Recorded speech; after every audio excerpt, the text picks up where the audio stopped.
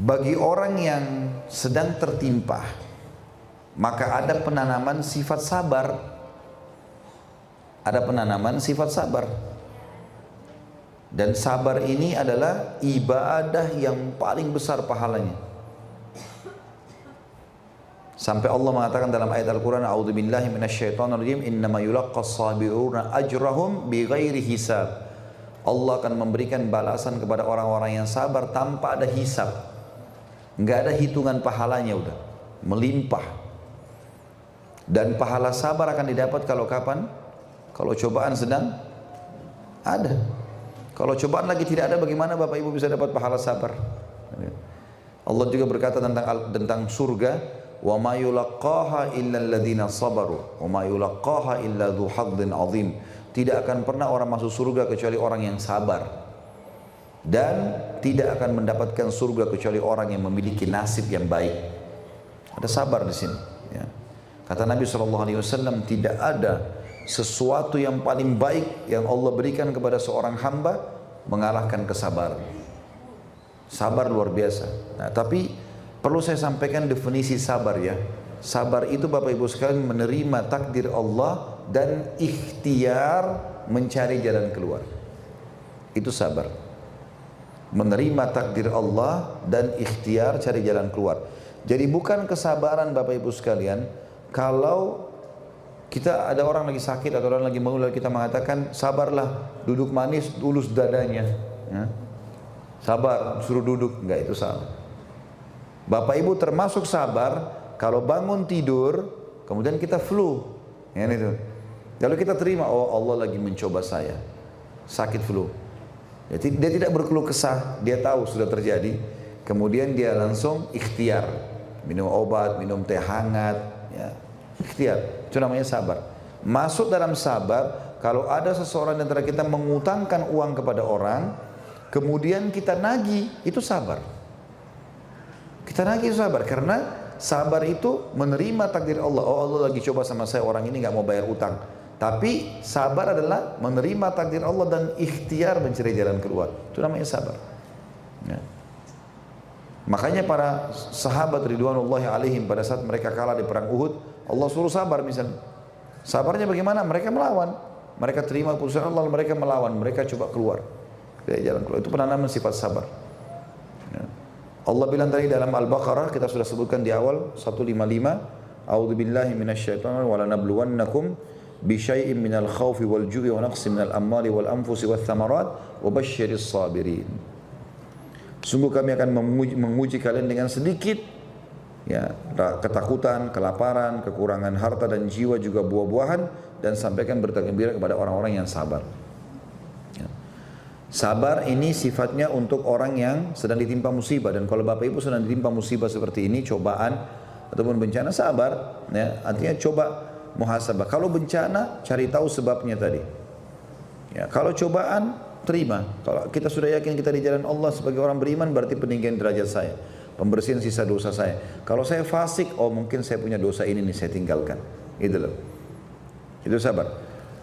Bagi orang yang sedang ditimpa, ya, ini sabar. Sama juga kalau ada kerabat kita meninggal, kita disuruh sabar, ya, sabar. Ya. Jadi kita terima itu. Kemudian yang kedua, mutiara yang kedua,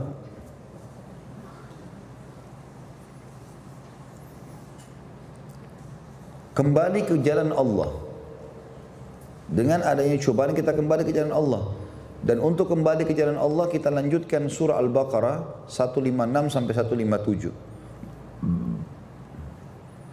Dengan mengucapkan kalimat istirja'. Inna lillahi wa inna ilaihi raji'un. Tadi kita sudah sebutkan di mutiara pertama masalah sabar dalam Al-Baqarah 155. Lanjutannya 156-nya, setelah Allah bilang wabasyiris sabirin, 156-nya, alladzina idza asabathum musibatun qalu inna lillahi wa inna ilaihi raji'un. Yang mereka kalau ditimpa musibah, dan perlu saya jelaskan, musibah ini kalimat yang menggabungkan antara cobaan sama bencana. Itu musibah, induk judulnya musibah. Kalau disebutkan musibah berarti masuk dua-duanya. Masuk cobaan yang individu, masuk juga bencana. Ya. Dan sampaikanlah berita gembira. Orang-orang yang sabar adalah orang-orang yang kalau ditimpa musibah mereka mengatakan kami milik Allah, kami akan kembali kepada Allah. Itu Al-Baqarah 156. 157-nya ulaika, ya, alaihim salawatu min rabbihim wa rahmah wa ulaika humul muhtadun. Mereka itu adalah orang-orang yang mendapatkan keberkahan yang sempurna dan rahmat dari Tuhan mereka, dan mereka adalah orang yang mendapatkan petunjuk. Berarti kesempatan kita kembali ke jalan Allah Subhanahu wa taala. Subhanallah, ada satu anak muda Bapak Ibu sekalian di Riyadh, tabrakan, kakinya patah. 2 tahun kakinya di semen, ya, digantung. Ada satu ulama, atau sifatnya beberapa ulama di Saudi sering lakukan ini. Mereka seminggu sekali atau sebulan sekali datang ke rumah sakit, kemudian pamit sama pemilik rumah sakit atau yang bertanggung jawab untuk mendatangi kamar-kamar. Datang pamit cuma mengatakan sabarlah ya, ini pahalanya ada segala. Dinasehatinlah sebagai seorang muslim. Ya. 5 menit pindah kamar sebelah, pindah kamar sebelah, pindah kamar sebelah gitu. Orang ini, syekh ini, orang alim ini datang dari kamar-kamar sampai tiba di kamarnya anak muda yang kakinya patah tadi. Begitu masuk ke kamar dia bilang sabarlah, dinasihatin segala macam. Lalu dia bilang alhamdulillah, kata anak muda itu, alhamdulillah syekh, saya bersyukur sama Allah ya atas musibah ini. Ini saya bilang heran, biasanya yang lainnya semua pada merasa beban dengan musibah ini, malah dia merasa musibah ini baik buat dia. Kata syekhnya, kenapa bisa kau katakan ini baik? Kau bersyukur kepada Allah dengan kakimu patah? Dia bilang, syekh perlu tahu, 2 tahun yang lalu sebelum kaki saya begini, saya orang yang lalai, selalu tinggalin sholat, malas-malesan, banyak ibadah yang saya tinggalkan. Maksiat saya coba lakukan semuanya. Subhanallah, satu waktu saya keluar tabrakan, kaki saya patah. Hari-hari pertama memang saya kesakitan. Akhirnya karena saya mau tidak mau, tidak bisa bergerak. Mau nangis pun tetap begini keadaannya. Setelah berlalu seminggu kurang lebih, lalu saya mulai sadar kalau memang ini adalah cobaan. Lalu saya mulai pada saat itu sholat, saya berdoa, saya berzikir. Dan perlu anda tahu selama 2 tahun kaki saya begini, saya bisa hafal 30 juz Al-Quran. Dia bilang kalau tidak datang musibah ini, mungkin saya tidak bisa hafal Al-Quran. Subhanallah, ada orang begitu. Datang cobaan, dia jadikan sebagai petunjuk. Allah SWT jadikan petunjuk buat dia. Dia sadar. Tapi yang perlu kita hati-hati Bapak Ibu sekalian, kalau kita buat dosa, biasanya peringatan-peringatan Allah dengan rahmatnya Allah, ya Allah datangkan bertahap. Bertahap. Ya. Kalau orang misalnya mau berzina di kamar hotel, maka pertama Allah kasih dulu rasa takut. Takut. Nanti takut ketahuan, takut ini, takut itu. Dia tetap melangkah, mungkin nanti pasangannya telepon. Dia tetap melangkah, dia matikan HP-nya, nanti mungkin ketangkap polisi atau dilihat sama tetangganya. Tetap dia melangkah, nanti bisa datang musibah besar, ya. Bisa Allah rubuhkan tuh hotel, lalu dipermalukan, dia keluar dengan telanjang, naudzubillah atau apa saja, ya. Jadi Bapak Ibu harus hati-hati, tangkap peringatan-peringatan dari Allah. Kalau sudah ada rasa takut, oh berarti Allah ingatkan nih, nggak boleh. Berhenti segera. Berhenti segera. Walaupun manusia bisa saja lalai ya, tapi kita harus hati-hati. Jadi orang yang mengucapkan kalimat istirja baik itu. Ya. Sebagaimana juga dalam hadis Bukhari, kata Nabi SAW, tidak seorang pun ditimpa cobaan atau bencana, musibah, lalu dia mengucapkan inna lillahi wa inna ilaihi raji'un. Kami milik Allah, kami akan kembali kepada Allah. Allahumma ya Allah ajirni, tolonglah aku fi musibati, dalam musibahku ini, wakhlifli khairan minha, dan gantikan aku dengan sesuatu yang lebih baik, kecuali Allah akan mengganti cobaannya menjadi nikmat. Janji dari Allah. Ada kisah Ummu Salamah radhiyallahu anha, istri Nabi SAW, sebelum menikah dengan Nabi SAW. Abu Salamah orang soleh, luar biasa imannya. Meninggal Abu Salamah. Ummu Salamah masih muda, masih butuh suami. Ada anaknya 1 Salamah. Maka di awal-awal Islam masih belum banyak laki-laki Islam. Dia dengar hadis Nabi SAW ini.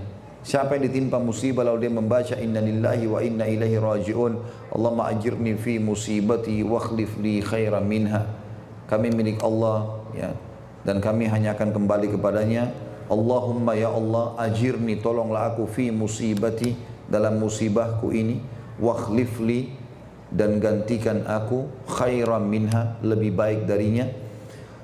Maka akan Nabi mengatakan akan diganti musibahnya jadi kenikmatan. Maka Ummu Salamah bilang, saya amalkan doa ini selama 3 bulan. Dan terus saja saya bertanya, kira-kira siapa yang akan Allah gantikan sebagai suami saya? Karena kelasnya Abu Salamah ini tidak gampang pada saat itu. Orang yang beriman di awal-awal Islam, orang saleh. Dia bilang, saya tahu kekuatan doa ini setelah 3 bulan kemudian datang lamaran Nabi Muhammad sallallahu alaihi wasallam. Nabi Muhammad pasti lebih baik daripada Abu Salamah karena mengamalkan doa ini. Dan para ulama salaf, Bapak Ibu sekalian, itu walaupun kaki mereka tersentuh batu, mereka mengatakan inna lillahi wa inna ilaihi raji'un. Allahumma ajirni fi musibati wa akhlif li khairan minha. Mau keluar rumah hujan, inna lillahi wa inna ilaihi raji'un.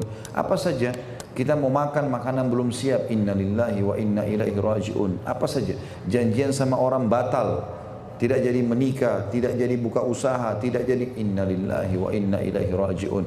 Allahumma ajirni fi musibati wa akhlif li khairan minha. Mutiara yang ketiga, munculnya solidaritas. Ya. Dengan adanya musibah, maka orang akan mulai peduli lagi dengan orang lain. Ya. Kata Nabi SAW, barang siapa yang membantu muslim dalam bencananya di dunia atau cobaan musibahnya, maka Allah akan membantunya dari musibahnya pada hari kiamat. Siapa yang mengeluarkan seorang muslim dari masalahnya di dunia, Allah akan keluarkan dari masalahnya dia di akhirat nanti. Jadi sekarang ini terutama teman-teman sekalian, saudara kita di Palestina, di Syria, di Yaman, di Irak, di Myanmar, terutama Myanmar sekarang ini yang sangat luar biasa membutuhkan uluran kita. Yang dibutuhkan yang paling pertama adalah doa. Tak boleh kita luput. Dan sekarang saya himbaukan untuk semua imam masjid, baik itu orang Indonesia atau bukan orang Indonesia, semua muslim seluruh dunia, imamnya sudah harus kunut nazilah. Nggak boleh lagi tidak. Kunut nazilah, kunut yang dibaca oleh baginda Nabi Muhammad SAW subuh, duhur, asar, maghrib, isya, semuanya pakai kunut, meminta agar Allah Subhanahu Wa Taala menolong muslimin dan membinasakan musuh-musuhnya. Karena ini biadab sekali, luar biasa biadabnya. Saya tidak bisa terus terang, semua cuplikan yang banyak disebarkan sekarang tidak ada yang tidak mampu saya lihat gitu. Perempuan muslimah sudah diperkosa, kemudian dipotong tangan sama kakinya, lalu dipotong lehernya, luar biasa gitu, kayak bukan manusia. Anak kecil dibakar, ya, terus diinjak-injak lah, dipukulin, aduh, tidak masuk di akal lah, ya. Dan itu merata. Baik itu militernya ataupun masyarakat biasanya, dan la haula wala quwata illa billah. Ya. Tidak ada pemimpin muslim yang bergerak untuk melakukan hal-hal yang besar.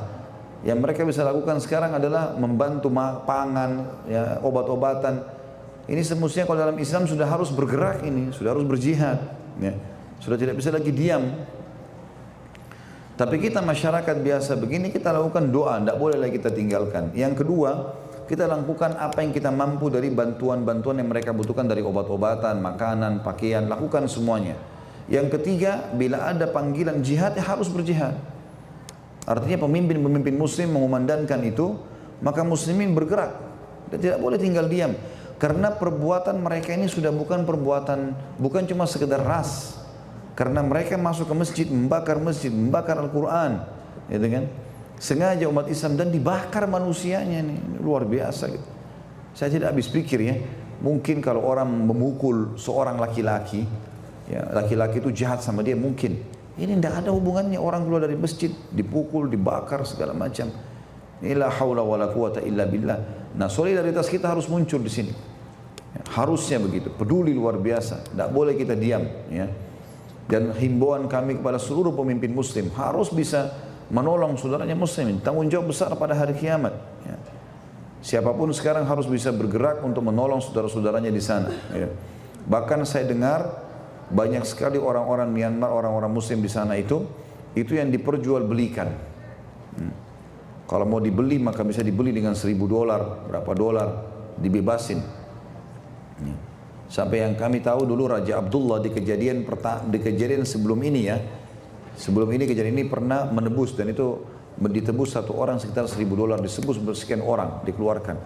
Alhamdulillah banyak negara-negara Islam juga yang menampung ya. Seperti sekarang Saudi dan Turki, keduanya meminta agar perbatasan Bangladesh dibuka dan Saudi sekarang membantu. Sudah dikirim 50 ton makanan dan juga bantuan-bantuan yang lainnya gitu kan. Tapi tentu kita harapannya ini orang-orang yang berbuat kekejaman ini dihukum. Kalau di zaman Nabi SAW, di zaman Abu Bakar, Khulafaur Rasyidin sudah selesai urusannya ini. Udah nggak boleh didiamkan begini karena biadab sekali. Dan seperti sengaja diekspos. Jadi melakukan kebiadaban di shooting pakai HP-nya. Baru diekspos ya ke media. Ini kan berarti sengaja menantang gitu kan. Ini tidak masuk di akal kebiadaban begini dibiarkan. Ini tidak boleh didiamkan ini. Ya, tidak boleh didiamkan. Dan kata Nabi SAW juga sebaik-baik muslim adalah orang yang paling bermanfaat bagi orang yang lain. Juga dalam hadis yang lain kata Nabi SAW, barang siapa yang tidak peduli dengan masalah atau musibah kaum muslimin, maka bukan dari golongan mereka. Bukan dari golongan mereka. Dan jihad dalam Islam ya, ada dua dengan jihad harta dan jiwa. Tapi selalu didahulukan dalam ayat-ayat Al-Quran masalah harta. Allah selalu mengatakan bi amwalikum wa anfusikum, bi amwalikum wa anfusikum. Harta kalian, jiwa kalian, harta kalian, jiwa kalian. Dan kita tahu juga baginda Nabi Muhammad sallallahu alaihi wasallam, beliau kalau berjihad maka beliau memanggil dulu sahabat untuk infak. Sedekah dulu. Ya, jadi Bapak Ibu sedekah, jangan tidak sedekah di saat sekarang ini puncaknya. Sedekah, bantu. Ya, gak bisa lagi kita hitung-hitungan di sini dan tidak ada perhitungan di jalan Allah. Kata Nabi SAW dalam hadis Bukhari, "Mana qasamalu min sedekah." Tidak akan berkurang harta seorang hamba karena sedekah. Gak ada orang miskin karena sedekah Bapak Ibu sekalian. Dan kalau dengar ceramah saya judulnya Saudaraku Ini Adalah Rahasia Rezekimu, ada di YouTube juga. Itu saya sebutkan ada 15 atau 17 sekian. Ya, kalau saya tidak salah itu jumlah poinnya itu menambah rezeki, diantaranya sedekah. Keluarkan sedekah sekarang. Kesempatan kapan lagi kita bisa bantu saudara kita. Kalau Allah mudahkan ada peluang untuk jiwa, maka kenapa tidak? Semuanya kita korbankan di jalan Allah Subhanahu wa taala. Jadi ini akan mutiara yang ketiga munculnya solidaritas. Jadinya kita jadi peduli bantu orang dan kita jadi tahu ya. Mutiara yang keempat, iman akan takdir adanya hari kiamat. Ini mutiara keempat, iman akan adanya takdir dan juga hari kiamat. Iman akan adanya takdir dan juga hari kiamat. Artinya Allah menentukan keputusan-keputusannya dan juga adanya hari kiamat. Dengan adanya bencana, maka manusia disadarkan oleh Allah SWT akan kelemahan mereka. Adanya musibah, manusia disadarkan. Sekuat apapun fisiknya kalau sakit, diganggu orang, ya, atau dia capek, semua ini adalah cobaan-cobaan. Ya. Dengan adanya bencana maka manusia disadarkan oleh Allah SWT akan kelemahannya dan ia berjalan sesuai kehendak Allah atau takdir dengan kebijaksanaan dan keadilannya. Ya. Tentu saja kalau kita hubungkan dengan kejadian-kejadian saudara kita ini, kita mudah-mudahan itu menjadi bahan muhasabah bagi mereka. Kita tidak tahu apa yang sedang terjadi di sana, apa yang sedang mereka lakukan sehingga Allah mendatangkan musibah begini. Ya. Ini kata Nabi SAW, tidak ada dosa yang tersebar di tengah-tengah kalian kecuali Allah akan utus kepada kalian pemimpin yang pemimpin zalim yang akan memimpin kalian. Ini kezaliman gitu. Ada masalah apa nih, gitu kan? Tentu kita bukan menjelek-jelekkan, tapi harusnya dijadikan bahan muhasabah. Sambil yang sedang tidak ditimpa musibah bantu, harus bergerak, gitu kan? Sebagaimana sudah kita jelaskan tadi, tidak boleh diam. Juga dengan adanya bencana atau musibah, ya, cobaan ini, maka manusia disadarkan pula tentang adanya kematian dan hari pulang kepada Sang Pencipta Allah Subhanahu wa taala. Tentu teman-teman kita yang dibantai segala macam dengan biadab ini, mungkin di mata kita Bapak Ibu sekalian kejam sekali, betul, dan itu menyakitkan bagi kita. Allah Subhanahu wa taala ingin melihat mana peduli kita nih, gitu kan? Apa yang kita lakukan? Gitu. Sudah melampaui batas. Dan bagi mereka teman-teman sekalian, mati karena ajalnya sudah datang, bukan karena siksaan itu ya. Karena kalau belum datang ajalnya tidak akan mati. Kuasa Allah SWT. Dan Allah kalau menutup hidup seorang hamba dengan husnul khatimah, termasuk mati syahid ya, dibunuh itu husnul khatimah itu puncaknya mati syahid. Dan teman-teman kita di Myanmar, di Palestina ini banyak mati syahid. Kuasa Allah SWT. Orang kalau mati syahid Bapak Ibu sekalian, orang kalau mati mau ditebas sama pedang, mau dibakar, mau ditusuk, dia sudah tidak rasa itu lagi. Yang dia rasa adalah malaikat maut mencabut ruhnya. Ya. Jadi saya pernah, atau saya sering kasih contoh di pengajian-pengajian saya, kalau ada orang ditabrak kereta api, kepalanya hancur, ada orang tenggelam di lautan dimakan ikan, ada orang di atas pesawat meledak, ada orang dipotong-potong badannya oleh musuh, gitu kan? Itu semua Bapak Ibu sekalian sama saja satu. Itu satu, ya. Artinya mereka tidak merasakan lagi itu. Jadi mereka tidak rasakan lagi itu, mereka merasakan hal yang lain. Mereka hanya merasakan sakaratil maut. Ya. Mutiara yang kelima, ini kita tutup dengan 7 mutiara ya. 6 mutiara, maaf. Mutiara kelima, bagi orang mukmin, cobaan bagi orang mukmin adalah kebaikan baginya. Itu mutiara yang kelima. Artinya orang mukmin akan menjadi pembersihan dosanya dan peninggian derajatnya. Dan bagi orang fasik, peringatan dan sekaligus pembersihan dosa. Bagi orang kafir, murni peringatan. Mutiara yang keenam, yakinlah Allah tidak akan menguji seorang hamba di atas kemampuannya. Itu mutiara yang keenam. Sebagaimana sabda Nabi SAW, Allah tidak akan menguji hamba di atas kemampuannya. Artinya Allah tahu memang orang-orang ini mampu, gitu kan? Maka dengan kuasa Allah SWT, Allah berikan cobaan kepada mereka dengan ini.